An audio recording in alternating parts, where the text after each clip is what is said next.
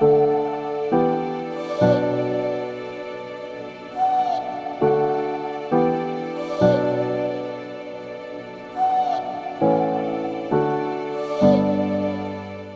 South Today Bulletin, proudly brought to you in association with MoleMap, the skin cancer detection specialists.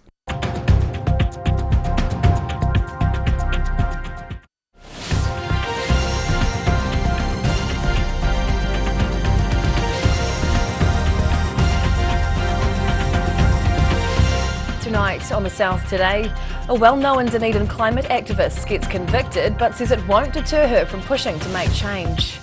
Strong winds hammer the southern regions, causing issues in the air and on the roads, reaching a tipping point. And it's go big or go home for the new OUSA president as she looks to improve the Dunedin student experience.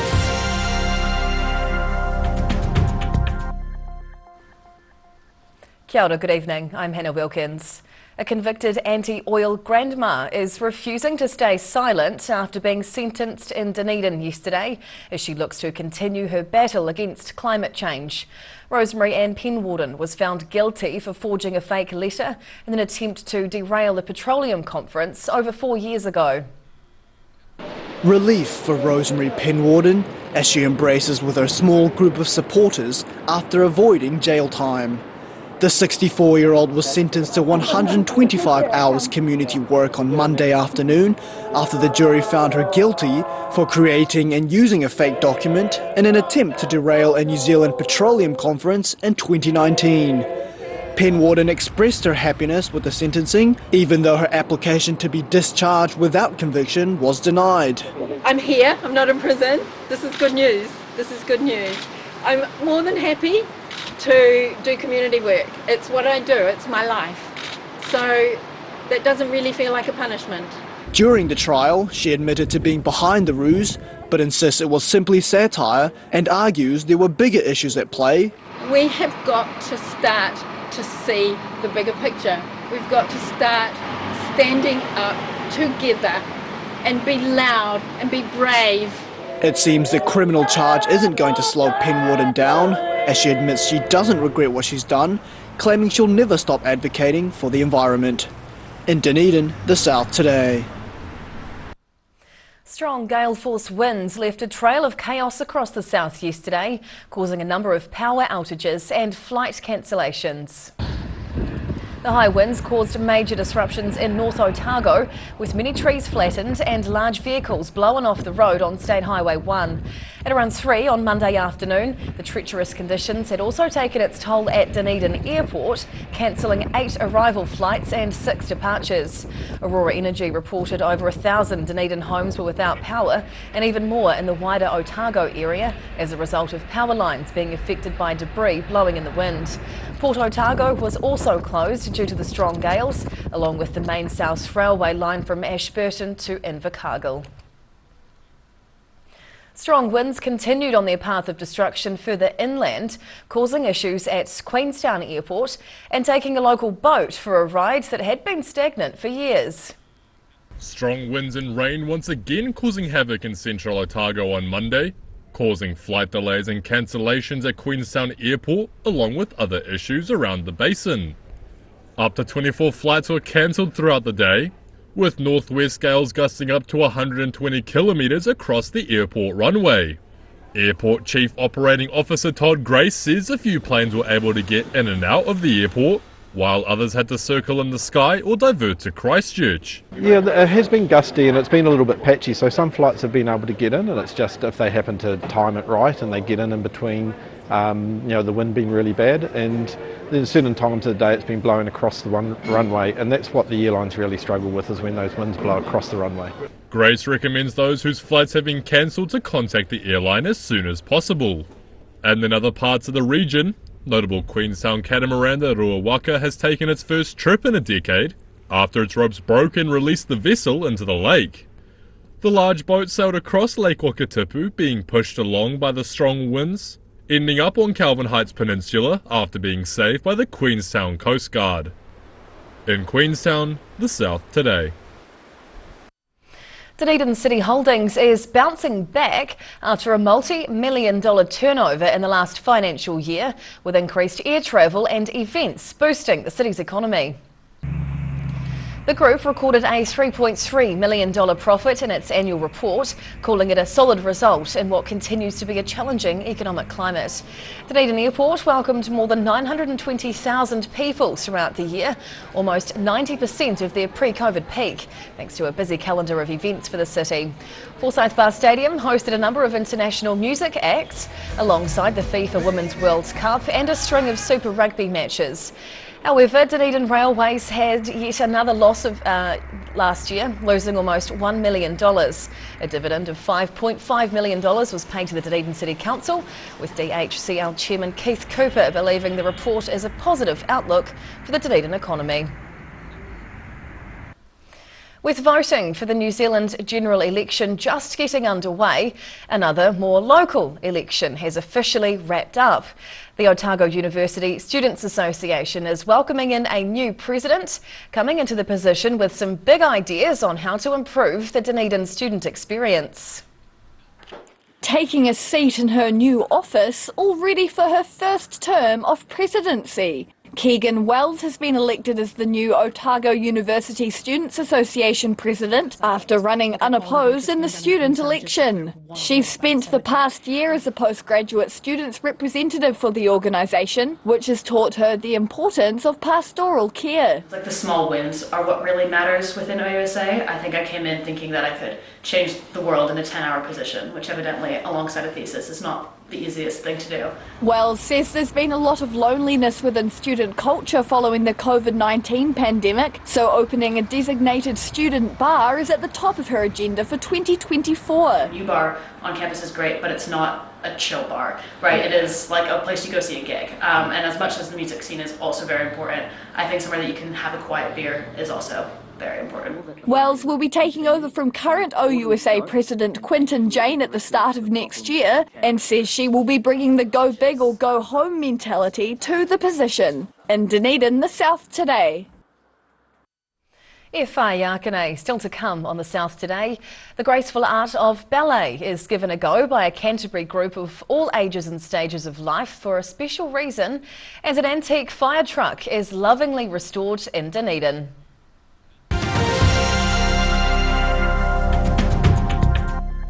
All new episodes of Put Some Colour in Your Life are now screening on Channel 39. Take a look at Australian artists and the techniques they use in their studio.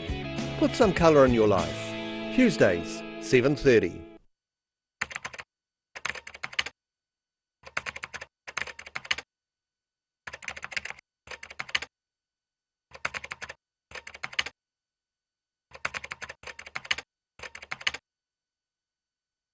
This is the real deal. Everything's reduced. Must go sale on now. There's 30% off lounge, dining and occasional furniture. John's taken 40% off beds and bedroom. And over 1,000 items are at half price. Plus pad off over 18 months interest free. Must go sale on now. Strictly limited time, only at John's Furniture Warehouse, Stafford Street. Where did you get that furniture from? Stafford Street. And my mate John. If you're at risk of developing melanoma skin cancer, you owe it to yourself to have a mole map. Mole map is coming to your area. Phone today to make an appointment. It could save your life. A poorly maintained heat pump can lose up to 35% of its output. The Mr. Heat Pump Cleaner team are experts. Their specially developed chemical wash is totally biodegradable. Call Mr. Heat Pump Cleaner and get the job done by the professionals.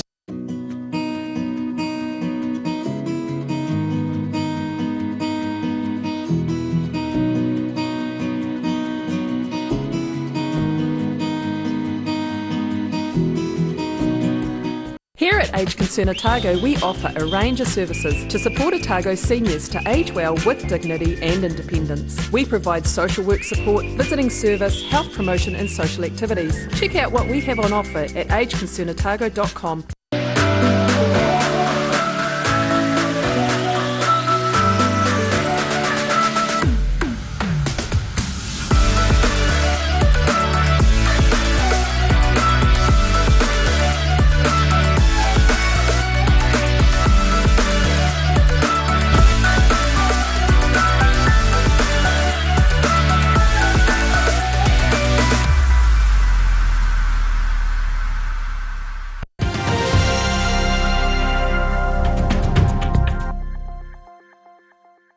Tēnā koe, welcome back.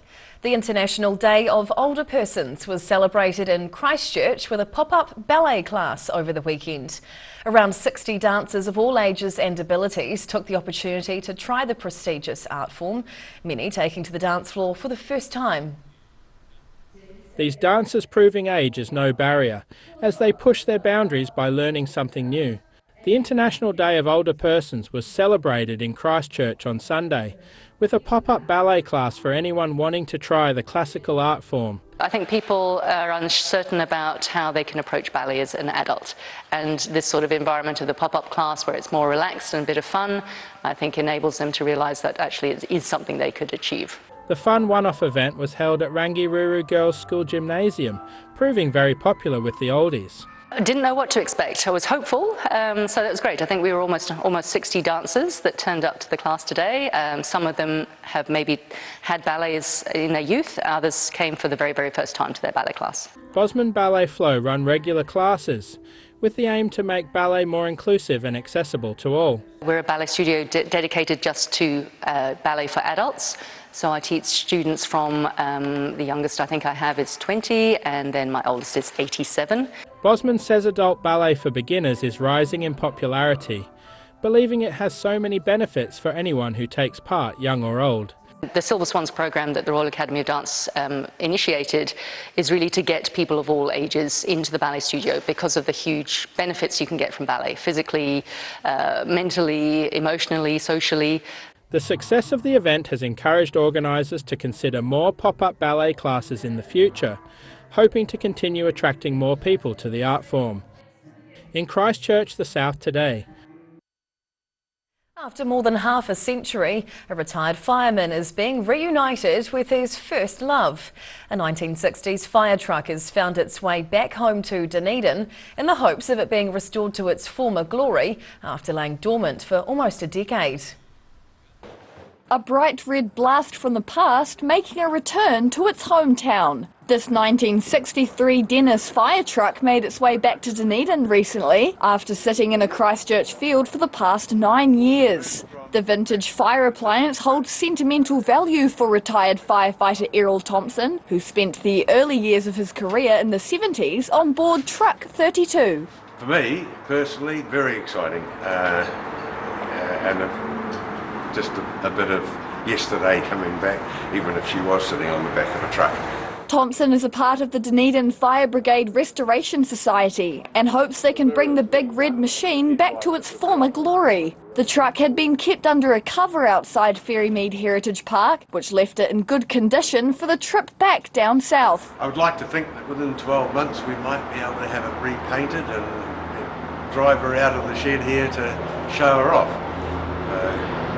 It'll all depend on a number of circumstances, not least of all finance. The Fire Brigade Restoration Society are excited for the return of the vintage fire truck, but its future will be put to vote, where a decision will be made on whether to restore it to full operation to keep its rich history alive. In Dunedin, the South today. And now recapping tonight's top stories on the South today.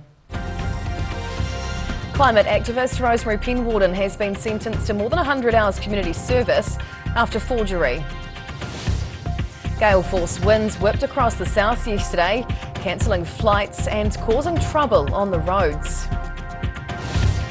And Keegan Wells has been elected as the OUSA president for 2024 with support and a new student bar on her agenda. And now a look at what's happening in tomorrow's ODT. And we're welcoming in Associate Editor Mike Houlihan. Hello Mike. Evening, Hannah. What can we expect in the paper? Well, our local government report has been talking to various mayors from around the south about the likelihood of it being quite costly to do Three Waters work, which we know, but basically what they're talking about is how they don't really care who wins. It's going to be expensive no matter what happens. Sure. So big cost of ratepayers there eventually in the south. I've also spoken to Ingrid Leary, who the Tyree MP, who's found herself in the middle of political controversy this afternoon. Quite unwittingly, I suspect, but talk about tax has got her in a little bit of hot water. Okay. The bowling club, the popular eatery in South Dunedin, reopens after a 3-week hiatus. There are queues already down the path and around the corner. I bet. And speaking of food fresh, our food section runs tomorrow with a feature on foraging and also some recipes for carrots. Oh, stunning. All right, we look forward to it. Thank you for sharing, Mike. Thank you. Time now for a look at the weather. The South Today weather, proudly brought to you by MoleMap, the skin cancer detection specialists. Starting at the top of the South Island, and it looks like it's going to be lovely and fine. We've got northerlies, 18 degrees in both Nelson and Christchurch tomorrow, with 17 the high in Greymouth, along with cloudy skies. Travelling to South Canterbury and North Otago, mostly blue skies through here with fresh northerlies and lovely 19-degree highs in Ashburton, Timaru and Awamuru. Heading westwards to the Central Lakes. High cloud as we come over here with gusty nor'westerlies. By numbers, it'll be a 19-degree day in Nelson, 20 in Wanaka and up to 21 in Alexandra. Heading further south, 16-degree highs across the board through here tomorrow with patchy cloud and quite strong nor'westerlies too. That's for Gore, Balclutha and the Catlins. Across to Invercargill, mainly fine tonight as it drops to 8. Then tomorrow and Thursday both look cloudy with strong nor'westerlies and highs of 16 or 17 degrees. And finally heading to Dunedin. Fine tonight with gusty winds and a low of 5. Now tomorrow's warm with 18 degrees after thick high cloud across the morning. And Thursday's even warmer again with lots of sunshine and light northerlies with a high of 20 degrees. And that's the news this Tuesday. For the latest news and videos from across the southern region, head online to odt.co.nz. You can follow Channel 39 on YouTube to catch our news bulletins on demand, and you can also follow us on Facebook. Just search for the South Today NZ to see our favourite stories from around the regions. We'll see you again tomorrow. Ka kite o pōpō.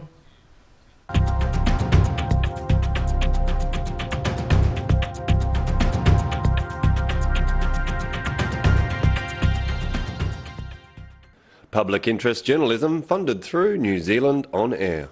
The South Today Bulletin proudly brought to you in association with MoleMap, the skin cancer detection specialists. UPVC Windows and Doors is a local Dunedin company who manufacture, install and service everything they make.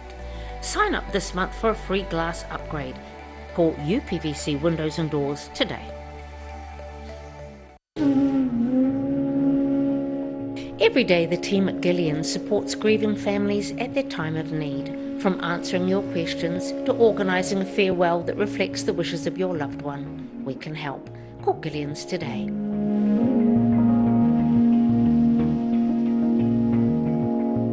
If you're at risk of developing melanoma skin cancer, you owe it to yourself to have a MoleMap. MoleMap is coming to your area. Phone today to make an appointment. It could save your life.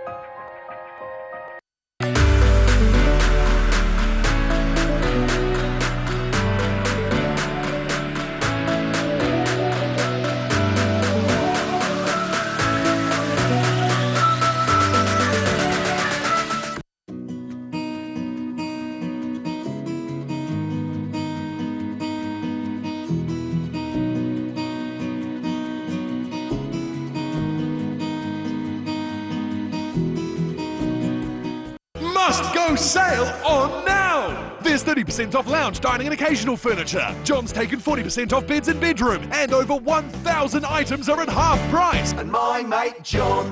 Living Well Disability Resource Centre, a not-for-profit charitable organisation and your one-stop shop for information and resources to help you retain independence. We offer a wide range of assistive products from jar openers to mobility scooters and provide assessments for Total Mobility, the half-price taxi scheme. Come and see the friendly team. You'll find us on the corner of George and Bath Streets, ground floor of Burns House.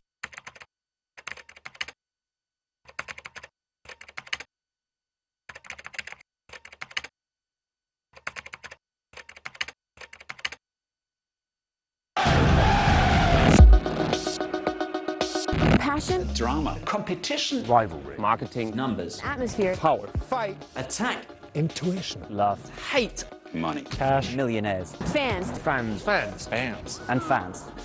Oh boy.